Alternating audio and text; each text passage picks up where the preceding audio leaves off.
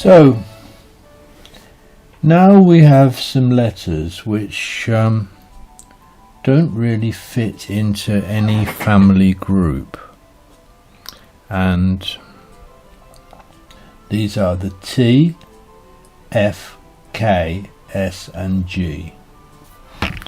So let's start with the T, which is probably the simplest of them. With the T, start with the left hand corner of your nib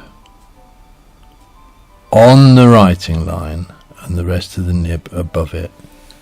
I don't know if you can see that on the writing line. I'll just exaggerate the writing line in case it doesn't come out on the video. Here is your writing line. Here.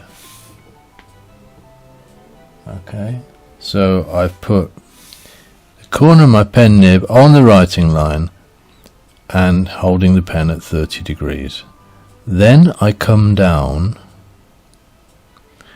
in the same movement that I made when I did the U and the B. It's a round bottom.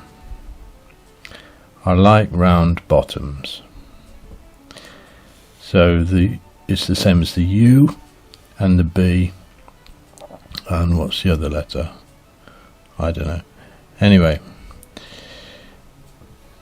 T is not an ascending letter. People like to think of the T as an ascending letter which goes up like the L. It isn't. It just peeps above the line a little bit. Now we put the pen here. Okay, so the right hand corner of the nib is now on the line, and then we come across in a nice gentle stroke like that. So this comes out level. Let's try this again. First stroke, coming round. Don't forget this roundness at the bottom, it's very important on the T. And then the cross stroke comes across like that. Don't be tempted to do this. A lot of people see that as a calligraphic stroke, people who don't know. And really you're doing this, you're coming into the stroke, you're going along, and then you're going out of the stroke, and the appearance is of a wave, but that is actually a straight line. So remember that. If you buy any calligraphy books where you see a crossbar of a T looking like that, throw it away immediately. So that's the T. Let's look at the S. The S starts below the line just there.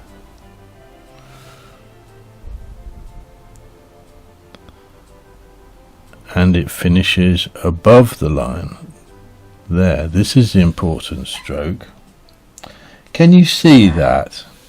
I'm below the line there, I'm above the line there, and this is well over to the right. This part is well over to the right of that part. See the angle there? The mistake that I usually see is people doing it like this, and then when they put the arms on, they do that and they do that, and they wonder why it looks like it's leaning over. Can you see that? So we put the arms on. This is like the top of a C here, and the same underneath, and the upside down. So that's basically the S. Let's do another one if I can. Yes, right. Bring it well over, finish it above the line, top and bottom.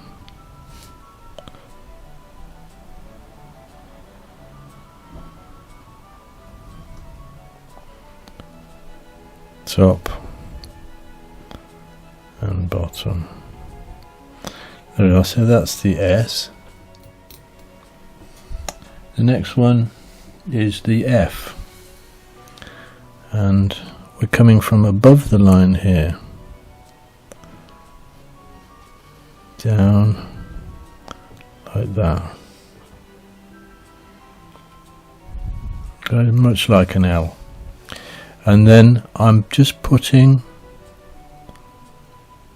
the top of a C on there. That's all it is, the top of a C. And then I'm putting the crossbar of a T there. That's the F. Let's just do it again. We've got room, yes.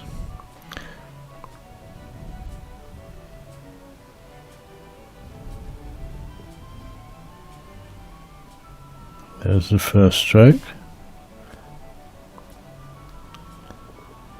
Add the top of a C, and then just from slightly behind we'll do the crossbar of a T, and it will come out to level with there. Okay, so that is T, S, F. Let's do the K. First of all, we do a stroke like this, like an L with a slightly smaller bottom. From here we do basically the second stroke of a what do you call it, a V. So it comes round, it just touches the side, it doesn't go inside, and then it bounces out like this. Let's do that again.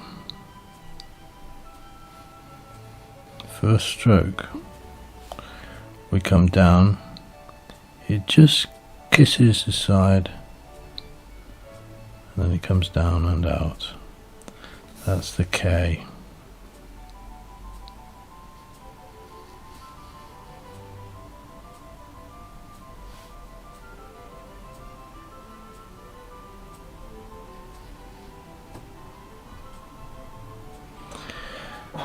Okay, so that's almost completed the alphabet now. I just have the G to do, and I'm going to do that as a separate video because it's the most complicated of all of the lowercase letters.